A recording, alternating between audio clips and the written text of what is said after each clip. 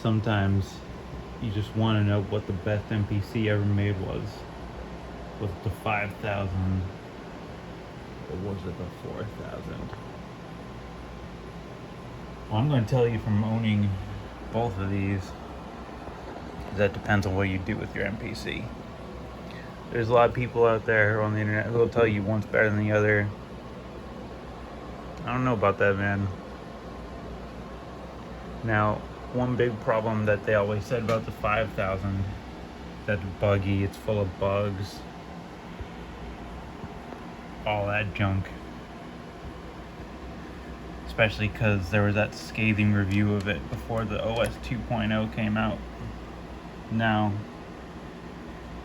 what you may not know, what seems like a lot of people still don't know, is if you're not on that version 2.0, then you're just wasting your time, because this thing is too buggy to use without version 2.0, but version 2.0 is basically perfect.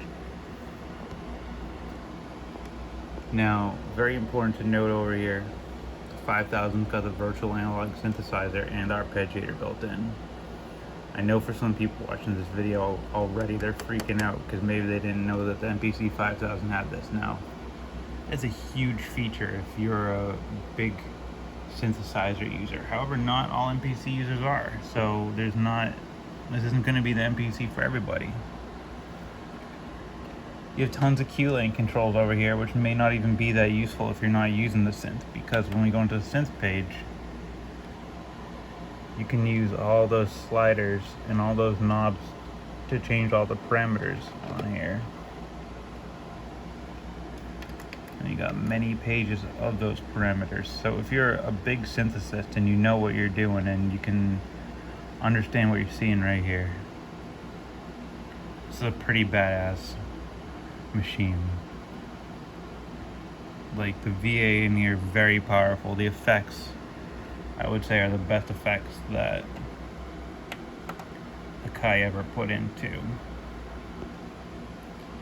one of these machines. You can see my CPU use is a little bit high right here because I have 4 programs loaded, 4 effects rather.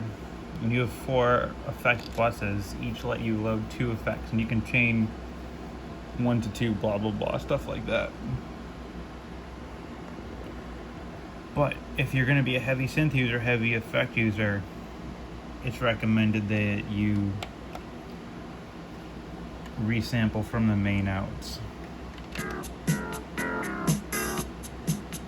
because you're going to eat up all that CPU usage very quickly if you're having multiple synthesizers and multiple effects going. Now, by the way I use the MPC, I could pretty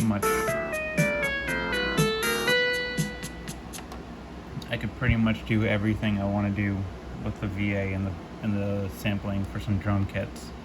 There's not a whole lot of other stuff I'm doing on here. You will notice I have the fat pads on here, which I don't usually go for, but the stock pads on the 5000 are so terrible. I would say they're on par with the 1000 and how bad they feel. They feel like they have a big box in the middle, and their edges just don't trigger at all. That's kind of why I switched to fat pads. Let me turn that up.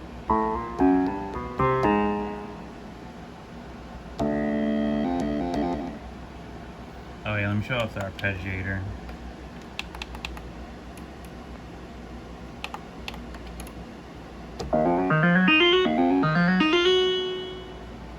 So there you have it. No other MPC has that feature. And as I said, the effects in it are pretty good. One nice thing is you can put your input, you can have the input come through to the main outs. That can be, you can plug in a mixer, you can plug in whatever you want. You can run up the effects too. What I'll do is I'll run a microphone in there, and then, yeah, you hear all that. So it's really based on what you want to do. This could be your complete production station that you do everything from, and that's what I do with the 5000. And what's a 4000 going to give you that the 5000 doesn't? Well, You have to be lucky enough to have the effects card if you want to use the effects, and even then, you have a good amount of effects on here, but the consensus is that the effects on the 4000 are pretty much terrible. I don't mind them too much, but they're really not that good. If you don't have an effect card in your 4000, or you don't have one when you get it, don't even bother. I would just say run it into your DAW, do whatever you're gonna do. You can see this unit's got the 8 output expander in it. By default, this only comes with stereo outputs. At least you get balanced outputs on here. You can choose from XLR or TRS. You can do have USB built in on both, but you do need the 8 output expansion card for the 4000, whereas the 5000 is just going to give you those built in. Another thing is that the 5000 is probably more synth oriented since it has 4 MIDI outs, as opposed to the standard 2 in 2 out for the MIDI on the 4000. No, the 4000 is really a Z4 or Z8 sampler in a box with a really nice sequencer added on. And one of the things about the 4000 that a lot of people like is that the metronome, the clock on it, is so accurate, it's almost terrifying. This machine, the 4000, has the greatest sequencer, one of the greatest sequencers of all time. There's only a couple sequencers that have as low MIDI jitter as this does. This, anything you clock from it from MIDI, basically comes out absolutely perfect. That can also mean that your beats are kind of sterile sounding, but another good feature of that is that, you know, you have more time correct options.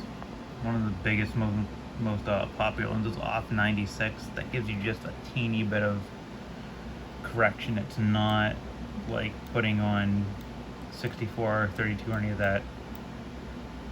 It lowers the whatever it's called, PPQ, PPN, I forget. But it kind of turns off the time correction and instead runs a clock less frequently to pull the sequencer. It's a little hard to explain, but you kind of got to mess with it to get a feel for it. It does have a unique feel compared to any other time signature. Another thing you'll notice is that on my screen I have lines coming in and out that just kind of show up and disappear. It's very common with 4000s. I've had 3 4000s and this problem has been present on all of them.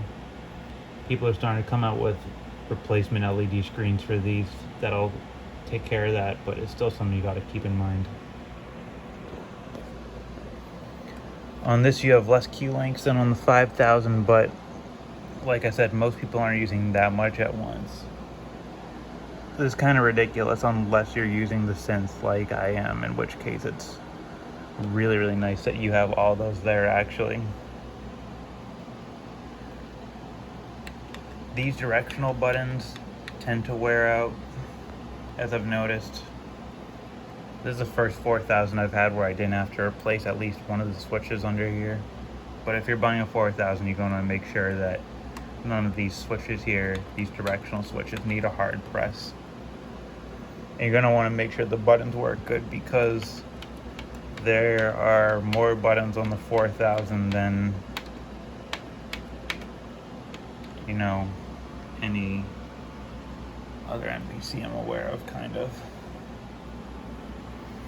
It is nice that you have all your options laid out over here, so you don't have to do a bunch of shift presses. If you use a 5000, the 1000, 2500, then you're very familiar with, you know, using your shift and then pressing one of the pads to open one of the different things. Honestly, it feels a little weird going to normal, just having a dedicated button for all of these, but that's just me. Another thing is that the 4000 usually has a hard drive in it. If that is an old spinning hard drive, you're gonna notice, like I had just now, there is a considerable lag between pressing the load and save buttons here. In the past, I've replaced it with an SD card reader that makes it work a lot better. Both of these units gonna have a CD drive built in. At least most 4000s have a CD drive. In the event your CD drive breaks, it's much easier to replace the 5000s than the 4000s. And the reason I'm saying that is there's many more laptop style drives on the market that are in still good shape rather than full desktop size CD drives. And it's just a little bit easier to get to here. You only have to unscrew the bottom panel, unscrew one screw holding this in, it just slides right out, whereas this takes a little more work. You do have the USB connector on front on the 4000, which you don't on the 5000. But you have a compact flash reader right here that you don't have on the 4000, so it's a trade-off. You can plug a keyboard in here, an old computer keyboard. If you happen to have any broken buttons on here, especially these directional ones, you can use that to get around. But I gotta say, one of the biggest differences in here is, well, it's related to this too. A lot of people complain that you'll see people who talk about, if you Google online, you see 4000 versus 5000, which is better. You see a lot of people saying the 4000 had high res, the 5000 doesn't have high res, therefore the 5000 sucks. That's not the case.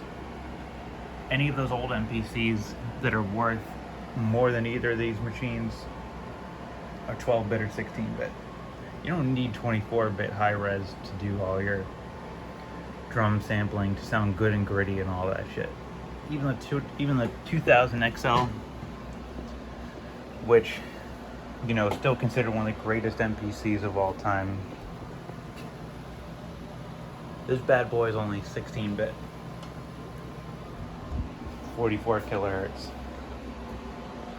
This also 16-bit. This is 24-bit. You can change it between 24 and 16, and yeah, it can go up to 96 kilohertz, but like I said earlier in the video, this is just a 5000, like an S5000 inspired, but it's really like a Z4 or Z8 Akai sampler with a sequencer on top.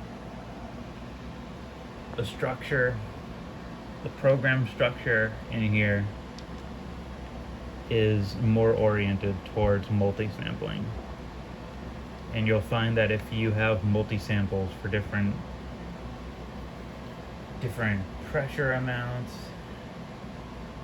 anything like that, this is the machine to go to if you're going to be multi-sampling. If you have tons of multi-samples and you know you're going to be sampling different sounds and really using this as like a hardcore sampler engine, the 4000 is probably going to be your MPC to go to, because you can get that sound with the, you know, with your drum kits, and you can get all that multi-sample action with your if you're a really hardcore heavy sampler like that. Like with the Ensoniq ASR10, you can multi-sample for different pitches, different velocities and stuff like that. If you're loading tons and tons of samples and you're going really sample crazy, this is a machine you gotta use. And if you're obsessive about the timing of your sequencer being as accurate as it can possibly be, like if you wanna run, if NASA was gonna launch a rocket ship off a sequencer, they would use this probably. I'm still going to say the 5000 is my favorite, partially because the 4000 OS takes way too long to learn. This is the only MPC I had to keep the manual by me to figure out everything I wanted to do on it. And it's not because it's too difficult, it's just because it's too deep. You really have to learn like pretty much everything you can do to get around it. But once you do, you can be a genius with it, and you can do amazing stuff. With this, it's not so hard to learn, especially if you're coming from the 2000 or 2000 XL. I would say the OS on this, even though it shares some similarities to the 1000 2500 stock OS, it is more like a 2000 OS with a bigger screen here, just to give you more detail. You have a lot of the features. It's kind of more similar to the layout of the 2000 XL here, as opposed to how the 4000's laid out. And I think you'll find out if you're going through the OS and like, you know, really using the sampler, the record structure. Well, let's get out of here and go to a normal sample pack. The program structure. A lot of it's more similar, I feel, to the 2000 XL type OS than the 4000 or even the 1000 2500. If you use a 2000, you'll be able to jump right into a 5000 and use it. Some of the other fun things it gives you that most other MPCs don't is, you know, you can choose between phono, but this is the only one that lets you run a microphone directly into it. And as you saw, I had my microphone plugged in. I spoke through it. You saw that work. There's no microphone input on the 4000, the 2000, the 1000, 2500, any of those. This is really the all-in-one techno station for a synthesizer studio. If you're all doing techno, if you're a big virtual analog synth user anyway, this is going to be the one to use. This is going to be the one to have. I do recommend swapping out the pads because I almost gave myself carpal tunnel trying to smash on the stock pads on there, because the stock pads feel terrible. With this, the stock pads aren't so bad. Some people complain about them. I kind of honestly like the feel of the 4000 stock pads. They're not as good as the 2000, but they're almost, you know, they're almost there.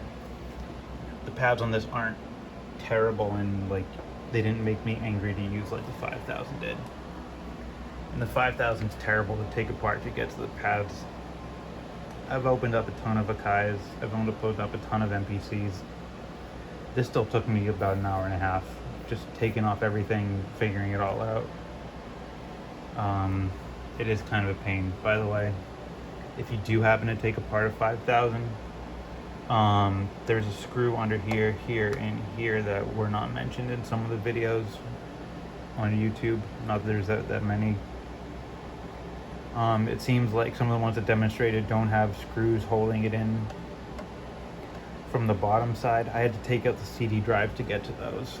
But you know, that's just a minor side note. At the end of the day, MPC4000 versus 5000, like I said, it's going to come down to your work style. It's going to come down to what you do on the machine.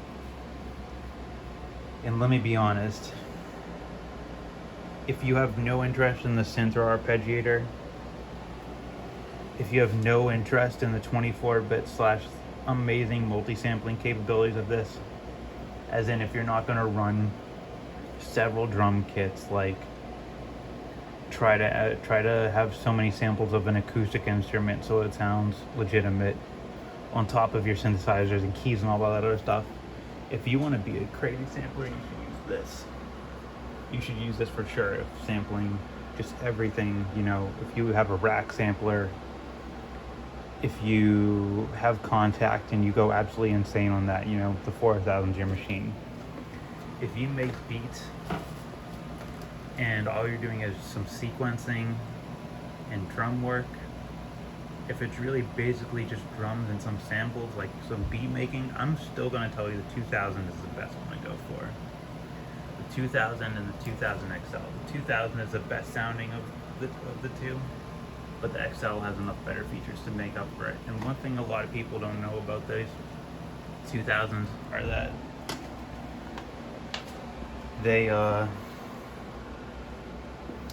Those 2000s got a kind of like a, they kind of got a preset EQ on the main outs that's ideal for percussion. So that's why the 2000 kind of sits in a mix better than any other MPC does, I think. No other MPC I'm aware of has that kind of EQ curve applied to the main outs. And you can notice that on the 2000 because if you analyze the outputs of it, it doesn't have as hot the treble as any other MPC, especially either of these two. And the 4000 is going to be the cleanest sounding of all. By the way, I've heard a lot of people say that the filters on the 4000 suck. It's true, they're kind of weak, just like the S5000 and the Z4, Z8 is. But at the same time, they're kind of more configurable than the filter on either the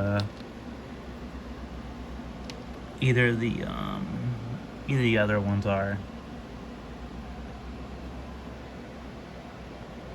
So 4000 versus 5000 versus 2000 XL comes down to how you use it.